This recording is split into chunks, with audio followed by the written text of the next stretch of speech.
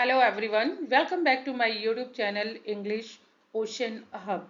Guys, बहुत important time conjunction है आज मेरे पास में। टाइम कंजंक्शन है और कुछ दूसरे भी हैं कॉन्ट्रास्ट से रिलेटेड। तो ये जो कनेक्टर्स आप इनको कहिए या लिंकिंग वर्ड्स कहिए या कंजंक्शन चेक कहिए, ये आपके कोरिलेटिव होते हैं, कोऑर्डिनेटिव होते हैं, सब कोऑर्डिनेटिव होते हैं। तो इस मतलब इतने सारे टाइप के कंजंक्शन होते हैं। इसमें मैंने वो कंजंक्शन उठाए हैं लिंकिंग वर्ड्स जो हमारे स्पोकन इंग्लिश में बहुत ज़्यादा यूज होते हैं, जैसे although, unless, hence, meanwhile, even then, throughout, so that, for sure या वेयर एज। तो ये मैंने आज लिए हैं। इनको हम मीनिंग, इनका स्ट्रक्चर क्या है सेंटेंस फॉर्मेशन करने का, प्लस मैंने एग्जाम्पल्स में इनको यूज किया है। मैंने 5 से 6 एग्जाम्पल गाइस लिए हैं सेंटेंस में कैसे यूज करेंगे इन कनेक्टर्स को। तो ये वीडियो आफ्टर ऑल आपके लिए बहुत हेल्पफुल रहेगी। तो stay connected till the end. Let's get started today's video. First है guys conjunction throughout. Throughout का मतलब होता है पूरे समय या हर एक जगह। थ्रो आउट मीनिंग इसका क्या है, देखिए, used for time and place. जो थ्रो आउट का हम यूज करते हैं वो टाइम या फिर प्लेस के लिए करते हैं। कैसे? जैसे सारा दिन वो एक ही काम करता रहा, तो थ्रो आउट द डे, ये क्या हो गया आपका, टाइम से रिलेटेड हो गया। ऐसे ही टाइम और प्लेस में आप थ्रो आउट का यूज करेंगे। स्ट्रक्चर इसका है सब्जेक्ट प्लस वर्ब, उसके बाद थ्रो आउट, उसके बाद टाइम या प्लेस जिससे भी रिलेटेड सेंटेंस है। फर्स्ट सेंटेंस है it rained throughout the day, sorry night, throughout the night. तो नाइट यहाँ पे देखिए टाइम है। इट रेन्ड, पूरी रात बारिश हुई। It rained throughout the day, throughout. Second example है he was happy throughout the trip, throughout the trip, वह पूरे सफर में खुश था। अब यहाँ पे देखिए प्लेस है जहाँ पे ट्रिप के लिए गए हैं, तो पूरे ट्रिप में मतलब स्टार्टिंग से लेकर के एंड तक वो खुश था। थर्ड एग्जाम्पल है the festival is celebrated through out India, ये त्योहार पूरे भारत में मनाया जाता है। She worked hard through out the year, उसने पूरे साल मेहनत की, मतलब साल भर वो मेहनत करती रही, आप ऐसे भी बोल सकते हैं। There was silence throughout the hall, पूरे हॉल में शांति थी। सिक्स एग्जाम्पल है they travelled throughout the country, उन्होंने पूरे देश की यात्रा की। तो गैस ये है थ्रो आउट, थ्रो आउट। इसके बाद टाइम या प्लेस जिसका भी आप जिक्र करना चाहते हैं वो कीजिए। नेक्स्ट है guys mean while. Mean while का मतलब होता है इसी बीच, इसी दौरान। इसका यूज कब करेंगे, used for two actions happening at the same time. दो एक्शन, कोई दो क्रियाएं हो रही हैं एक ही साथ में, तो उनके बीच आप लगाएंगे मीन वाइल को, कि इसी बीच। और इसका स्ट्रक्चर क्या है सेंटेंस फॉर्म करने का, subject plus verb plus mean while plus आपका दूसरा सब्जेक्ट है और फिर उसका वर्ब है, क्योंकि इसमें दो सेंटेंस है इसलिए दो बार सब्जेक्ट और दो बार वर्ब है। चलिए, you cook mean while I will clean, तुम खाना बनाओ इसी बीच मैं सफाई करता हूँ। तो यहाँ पे देखिए दो एक्शन हो रहे हैं, एक कुकिंग का हो रहा है और दूसरा क्लीनिंग का होगा, उसके बीच में आपका मीन वाइल आया है।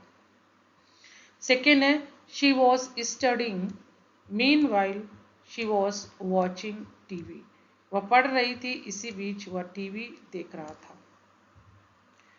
थर्ड एग्जाम्पल है he went to the market meanwhile I finished my work, वह बाजार गया इसी बीच या इसी दौरान मैंने अपना काम खत्म किया।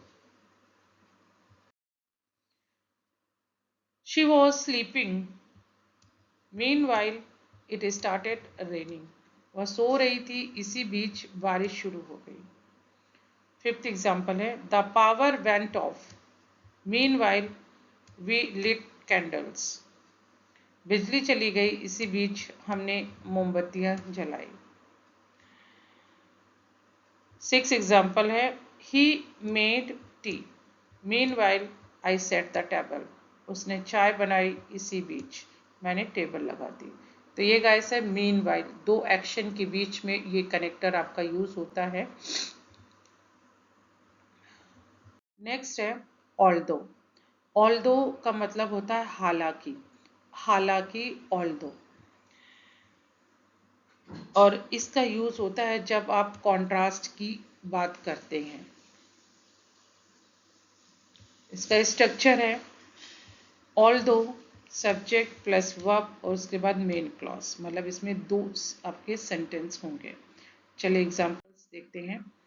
Although it was raining we went out. अब यहाँ पे देखिए पूरी तरीके से कॉन्ट्रास्ट है कि बारिश हो रही थी, हम बाहर गए, इसके बावजूद, इसके मतलब बारिश, हालांकि बारिश हो रही थी हम बाहर गए। या आप इसको ऐसा भी कह सकते हैं कि बारिश हो रही थी इसके बावजूद भी हम बाहर गए। तो आप बावजूद या हालांकि का साउंड ले सकते हैं। सेकेंड है she tried hard although she failed. उसने मेहनत की, हालांकि वह फेल हो गई। थर्ड एग्जाम्पल है although I was tired I continued working. हालांकि मैं थका था, फिर भी काम करता रहा। तो यहाँ पे देखिए कंट्रास्ट है, एक तो थका और दूसरा कंटिन्यू काम करना। He is rich although he lives simply. मतलब वो हालांकि वो अमीर है, लेकिन वो फिर भी कैसे रहता है, सिंपल लाइफ, साधारण सी जिंदगी जीता है। Although she is young she is very wise. हालांकि वह छोटी है लेकिन बहुत समझदार है। सिक्स एग्जाम्पल है he helped me although I didn't ask. उसने मेरी मदद की, हालांकि मैंने नहीं मांगी थी। मतलब मैंने हेल्प के लिए उससे नहीं मांगा था हेल्प, लेकिन इसके बावजूद भी उसने मेरी मदद की ना, मैंने नहीं मांगा, हालांकि उसने मेरी मदद की। तो ये गाइस था हालांकि, ऑल्दो। ऑल्दो कॉन्ट्रास्ट के लिए यूज होता है। उसके बाद है फर्दर मोर। फर्दर मोर का गाइस फॉर्मल यूज बहुत ज़्यादा होता है और इसका मीनिंग होता है इसके अलावा या और भी। इसको यूज कब करेंगे? It is use to add extra information that supports a previous statement. ठीक है, अब स्ट्रक्चर इसका क्या है? सेंटेंस वन फर्दर मोर, उसके बाद सेंटेंस टू, या फिर आप इसको बना सकते हैं subject plus verb plus further more, उसके बाद फिर से सब्जेक्ट और फिर से वर्ब। सेंटेंस देखिए, आपको उससे ज़्यादा समझ में आएगा। She is intelligent further more she works very hard. वह बुद्धिमान है, इसके अलावा, और ये जो यूज हुआ है इसके अलावा, इसी के लिए आपका यूज हुआ है फर्दर मोर। फर्दर मोर, वह बहुत मेहनत भी करती है। ठीक है, तो मतलब इसके अलावा। सेकेंड है the hotel was clean further more the staff was very friendly. Hotel साफ था और स्टाफ भी बहुत दोस्ताना फ्रेंडली था। थर्ड एग्जाम्पल है he is talented further more he is very humble. वह प्रतिभाशाली है, इसके अलावा वह विनम्र भी है। फोर्थ है the movie was entertaining further more it had a great message. Film मनोरंजक थी, इसके अलावा इसमें एक शानदार संदेश था। Fifth example the company offers a good salary further more they provide free accommodation. Company अच्छी सैलरी देती है और भी मतलब साथ ही वे मुफ्त में आवास भी देते हैं। अकोमोडेशन मतलब आवास। सिक्स एग्जाम्पल है She completed her project on time. Furthermore, she helped others with theirs. उसने अपना प्रोजेक्ट समय पर पूरा किया, इसके साथ साथ या इसके अलावा उसने दूसरों की मदद भी की। तो ये गाइस है फर्दर मोर, जब आप एडिशन इंफॉर्मेशन देना चाहते हैं कि मैंने ये भी किया प्लस मैंने ये भी किया। चलिए आगे बढ़ते हैं। वेयर एज कॉन्ट्रास्ट में यूज होता है। जैसे आपको दो लोगों की एज दिखानी हो, दो टाइम्स दिखाने हो, दो लोगों का बिहेवियर दिखाना हो जो एक दूसरे का मतलब कॉन्ट्रास्ट हो, एक दूसरे से अलग हो, वहां पे आप यूज करेंगे वेयर एज। मतलब ये आदमी अच्छा है जबकि वो आदमी बुरा है, तो ये जबकि जो है वो वेयर एज है। देखिए इसमें क्या है मीनिंग इसका, shows contrast between two things. Structure है सब्जेक्ट वर्ब वेयर एज, उसके बाद सब्जेक्ट फिर वर्ब। चलिए एग्जांपल देखते हैं। She loves tea whereas he prefers coffee. उसे चाय पसंद है जबकि उसे कॉफी पसंद है। तो यहाँ कॉन्ट्रास्ट है, एक को चाय पसंद है और दूसरे को कॉफी पसंद है। जैसे मैं बोलूँ कि मेरी जो डॉटर है वो 11 साल की है जबकि मेरा बेटा 7 साल का है। तो my daughter she is 11 years old whereas my son he is 7 years old. Second example है he is hardworking whereas his brother is lazy. वह मेहनती है जबकि उसका भाई आलसी है। और वेयर एज की जगह वाइल का भी यूज होता है, वाइल भी कॉन्ट्रास्ट के लिए जबकि के लिए यूज होता है। थर्ड एग्जाम्पल है the city is crowded whereas the village is peaceful. शहर भीड़ भाड़ वाला है जबकि गांव शांत है। She is tall whereas her sister is short. वह लंबी है जबकि उसकी बहन छोटी है। I like summer whereas my friend likes winter. मुझे गर्मी पसंद है जबकि मेरे दोस्त को सर्दी पसंद है। He spends money whereas she saves it. वह पैसे खर्च करता है जबकि वह पैसे बचाती है। तो जब आपको कॉन्ट्रास्ट दिखाना है दो चीज़ों के बीच में तो वहाँ पे आप वेयर एज या वाइल का यूज करेंगे। चलिए आगे बढ़ते हैं दोस्त। Friends sorry. अनलेस, अनलेस का मतलब है जब तक नहीं, इसमें नेगेटिव साउंड आता है। तो जब आप अनलेस यूज करेंगे तो अनलेस के बाद नॉट या डोंट का यूज नहीं करेंगे। यूज्ड फॉर कंडीशंस, जब इसमें कोई कंडीशन है तब हम अनलेस का यूज करते हैं। स्ट्रक्चर है unless plus subject plus verb, उसके बाद मेन क्लॉज, या फिर आप इसको उल्टा भी कर सकते हैं main clause plus unless plus subject plus verb. चलिए एग्जांपल देखते हैं। You won't pass unless you study.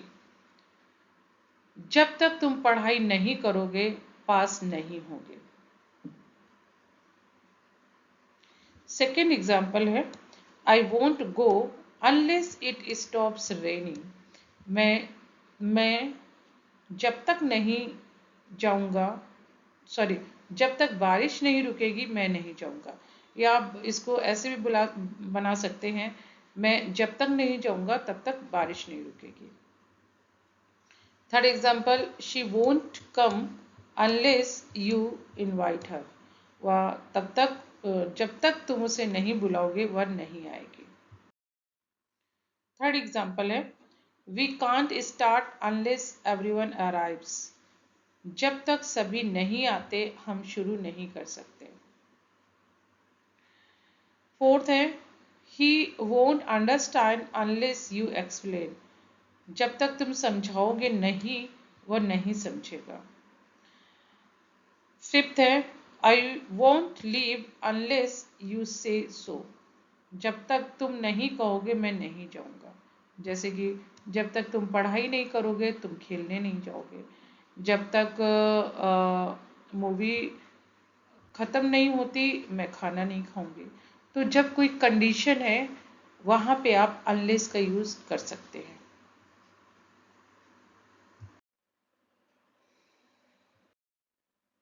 उसके बाद गैस है फॉर श्योर। फॉर श्योर का मतलब होता है निश्चित तौर से या निश्चित रूप से, जब बिल्कुल आप डैम श्योर होते हैं तो वहां पे आप यूज करेंगे फॉर श्योर। इसका यूज्ड है यूज टू कंफर्म समथिंग, मतलब जब आपको कुछ निश्चित करना होता है, कंफर्म करना होता है, पक्का करना होता है, आप बहुत ज़्यादा श्योर होते हैं, वहां पे आप यूज करेंगे फॉर श्योर। स्ट्रक्चर है सब्जेक्ट प्लस विल या कैन, उसके बाद फॉर श्योर, उसके बाद वर्ब, या आप सब्जेक्ट और is am are was word से भी बना सकते हैं। बी मतलब is am are was word, और उसके बाद फॉर श्योर। तो चलिए एग्जांपल्स देखते हैं। She will come for sure, वह निश्चित रूप से आएगी, मतलब आपको बिल्कुल पता है कि वो आएगी। सेकेंड है this plan will work for sure, या योजना निश्चित रूप से काम करेगी। Third example he is the winner for sure, वह निश्चित रूप से विजेता है। फोर्थ एग्जाम्पल है I will call you for sure, मैं निश्चित रूप से तुम्हें कॉल करूंगा। फिफ्थ एग्जाम्पल है you can pass the exam for sure, तुम निश्चित रूप से परीक्षा पास कर सकते हो। सिक्स एग्जाम्पल है he will help you for sure, वह निश्चित रूप से तुम्हारी मदद करेगा। उसके बाद गाइस है सो दैट। सो दैट का मतलब होता है ताकि, ताकि so that, so that it use to show purpose और रीजन। ठीक है, पर्पस या रीजन को शो करने के लिए सो दैट का यूज होता है, और इसका स्ट्रक्चर है subject plus verb plus so that, और उसके बाद जो पर्पस या रीजन है वो आपको दिखाना है। चलिए सेंटेंसेस देखते हैं। I left early so that I could catch the bus। तो यहाँ पे क्या पर्पस है, बस को हमें कैच करना है, पकड़ना है, इसलिए मैं जल्दी निकला। मैं जल्दी निकला ताकि बस पकड़ सकूं, तो ये जो ताकि है यही है आपका सो दैट। सेकेंड है he speaks slowly so that everyone understand, वह धीरे बोलता है ताकि सभी समझ सके। Next she studies hard so that she can pass, वह मेहनत से पढ़ती है ताकि पास हो सके। उसके बाद है exercise daily so that I stay fit, मैं रोज कसरत करता हूं ताकि फिट रहूं। He works hard so that he can earn more, वह मेहनत करता है ताकि ज्यादा कमा सके। सिक्स एग्जाम्पल है she कुक्स early so that dinner is ready on time, वह जल्दी खाना बनाती है ताकि समय पर तैयार हो जाए। तो ये गाइस था सो दैट, ताकि। उसके बाद last but not the least आपका है इवन दो। इवन दो का मतलब होता है हालांकि या भले ही। ठीक है, हालांकि या भले ही, इसका मतलब क्या है देखिए, हालांकि या भले ही, और इसका इस्तेमाल तब किया जाता है जब हम किसी स्ट्रॉन्ग कॉन्ट्रास्ट, किसी के चीज या दूसरी चीज के विपरीत दिखाना चाहते हैं। ठीक है, तो इसका स्ट्रक्चर और यूजेस देखिए, even though plus subject plus verb plus result जो भी है, या आप ऐसे उल्टा भी यूज कर सकते हैं, result even though subject plus verb. चलिए सेंटेंस देखेंगे। Even though she was tired, he continued working। हालांकि वह थका हुआ था, फिर भी उसने काम जारी रखा। ठीक है, सेकेंड है she smiled even though she was sad। वह उदास थी फिर भी उसने मुस्कुराया, कॉन्ट्रास्ट दिखा रहा है। थर्ड है even though it was expensive he bought the phone, भले ही यह महंगा था फिर भी उसने फ़ोन खरीदा।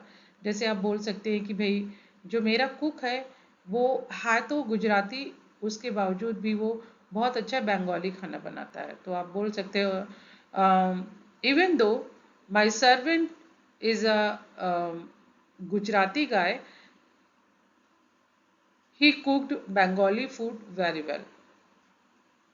He cooks Bengali food very well। Fourth है He went out even though it was raining. भले ही बारिश हो रही थी फिर भी वो बाहर गए.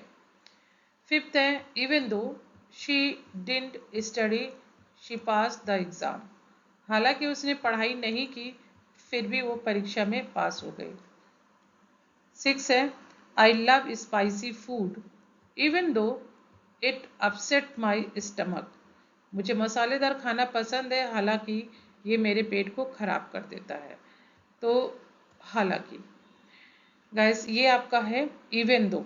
दो, इवन दो और ऑल दो, ये सभी सेम पर्पस के लिए यूज होते हैं जब हमें कॉन्ट्रास्ट दिखाना होता है दो चीजों में. तो कंफ्यूज मत होइएगा. दो, इवन दो या ऑल दो, सभी का पर्पस एक ही होता है. तो ये गाइस वीडियो था अभी तक का. आई होप ये सारे फंडे आपको क्लियर हो गए होंगे. और ये मैं ढेर सारे एग्जांपल्स इसलिए गाइस लाती हूँ कि आपकी ज़्यादा से ज़्यादा प्रैक्टिस हो. अगर आप बोर हो रहे हो ज़्यादा एग्जांपल से तो वो मुझे बता दीजिएगा कमेंट करके. तो गाइस अगर वीडियो पसंद आए तो प्लीज़ लाइक कीजिएगा. चैनल पे नए हैं तो सब्सक्राइब कर लीजिएगा. मिलती हूँ गाइस नेक्स्ट वीडियो में. Thank you for watching.